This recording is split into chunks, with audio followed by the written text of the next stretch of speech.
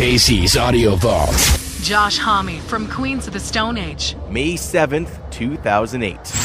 Hello, is this Casey? Yeah, is this Josh? Yeah, what's up, man? Not much. How are you feeling today? I'm good, how are you? I had a Reuben for lunch, so kind of gassy. Wow, that's terrible, man. It is. You want me to send someone by?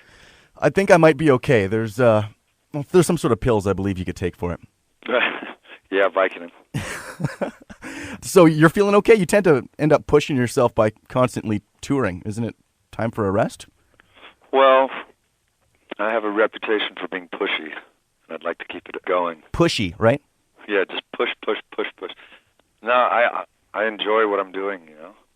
And there's been times I probably should have rested for a little, but I made them much funner than resting, you know. When you end up going home, where is that these days? Well, I spend a lot of time in Los Angeles. I live in the Valley. I'm a Valley girl. How far away is that from where you were born and grew up? An hour. You know, I basically spend my time between Los Angeles and there in the desert. Are you there in L.A. area because mostly business, or half because it's home to you? It feels like home. It feels like home. I've been there. It's a strange question because I've been there for about 8 or 9 years, but I've only been there for about 2 years worth of time.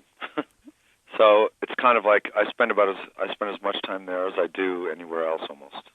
It's kind of hard to imagine you and your wife picking out window treatments. Do you have a flair for interior design? You know, I pick out window treatments for everyone I know because I enjoy it so much.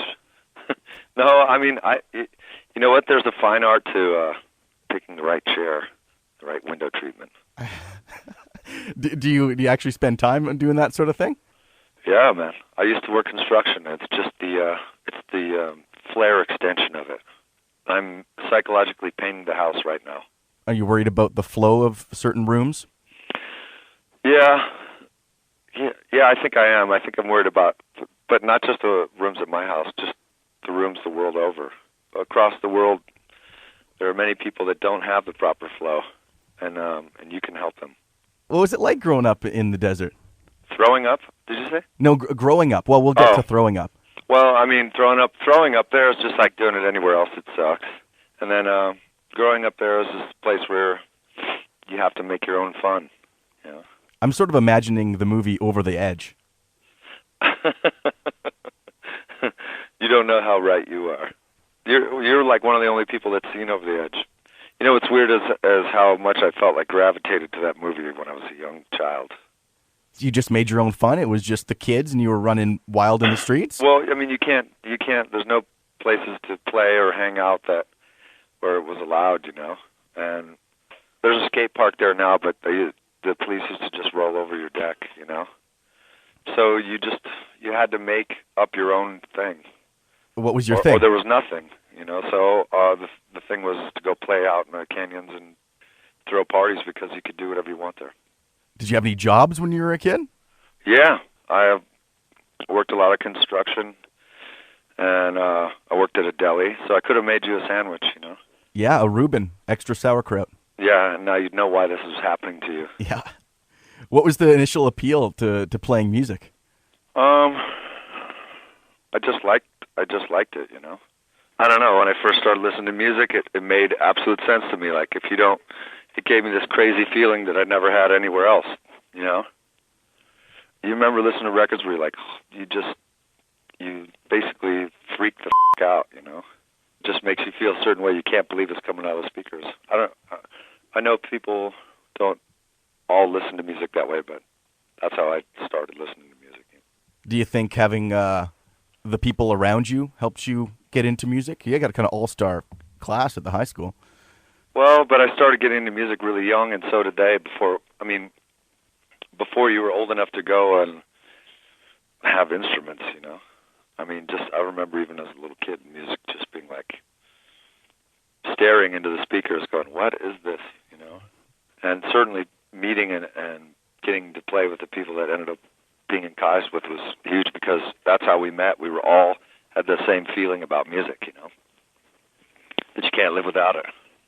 With all these reunions, or any thought of reforming Kai's for fun? No. A straight no.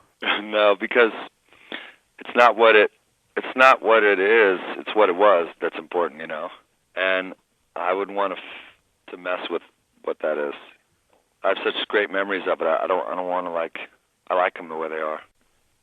How are things between you and the old guys? Oh, just fine. You and Nick still doing okay? Is it everything patched up between that relationship? Nope, not necessarily. Yeah.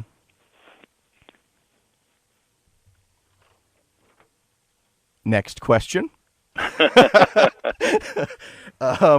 Queens of Stone Age released a Canadian tour edition of Era Vulgaris. How much do you love our country? I love you really hard. I love you long time. And yeah, I mean, this is our third time coming here, you know. Do you know what our national animal is? Isn't it the beaver kicking the badger's ass? Yes, it's a beaver, and a beaver would kick a badger's ass. No, I thought it was like both, but it was the locked in embrace. We've got what is it? It is a beaver. Oh, really? Yeah. You are such a liar. What is it?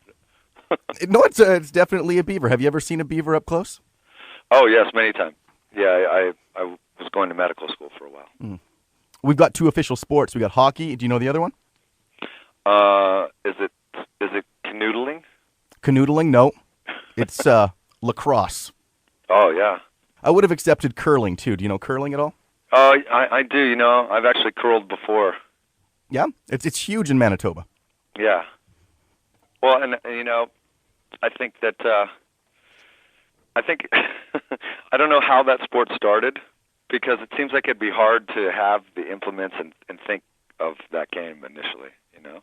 Well, it's really easy when you live on the prairies, because it'll snow, and then it'll turn into ice, and then you're drinking outside, and it's a flat surface always, so you just slide your drink across the ice, and eventually they've turned into rocks, and there you go. Yeah, because I was thinking, who had the first, like, heavy rock, you know?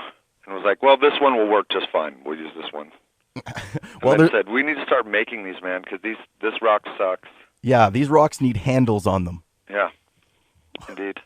Do you follow any sports at all? You know, I like boxing. And, you know, I like the two first sports, which is boxing and running. They're the two opposite things.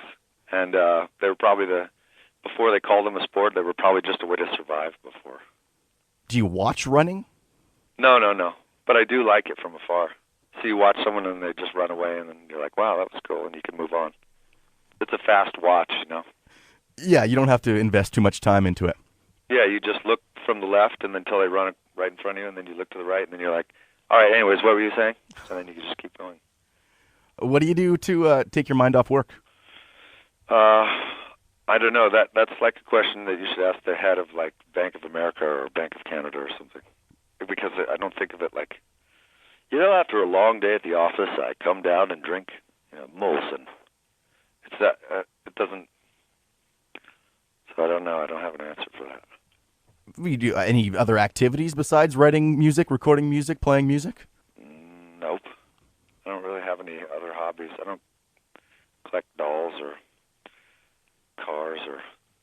I read somewhere you like motorcycles. Do you have a bunch of motorcycles? No, I don't have a bunch of motorcycles. I have a motorcycle. You got a birthday coming up, too. Do you have any plans? I'm going to come up... Where do you live? Grant and Pembina area. Okay, I'm going to come up there. We're just going to hang out. We'll do a house party.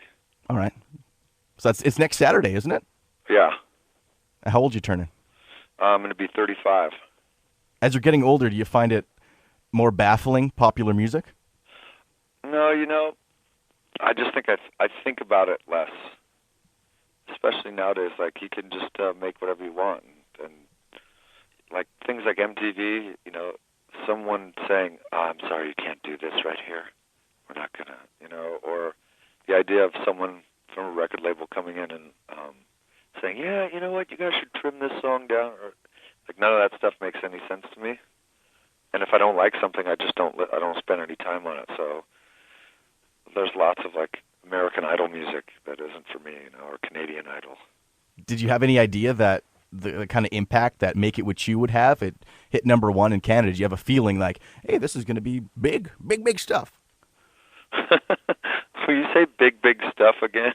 Sure. Big stuff. Yeah, it's a sexy song, you know. That's all I know about it. It's different, and it was a good ginger on the palate for what the rest of the record was. And I hope people make out to it the world over. Why did you write it, or what sort of mood were you in? Well, I'll never forget I was hot tubbing in dark chocolate. Hold on one second, would you? Yeah. Hello? Hi. Hi. Did the hookers arrive? Yeah, I had to let them both in. Hi, Steve. Hi, Charles. Well, okay, good. They made it. They made it finally after waiting forever. Sit down over there till I'm ready. You're in the dark chocolate. You're getting in the mood to write Make It With You. And I saved the school bus of children, and bang, it came out.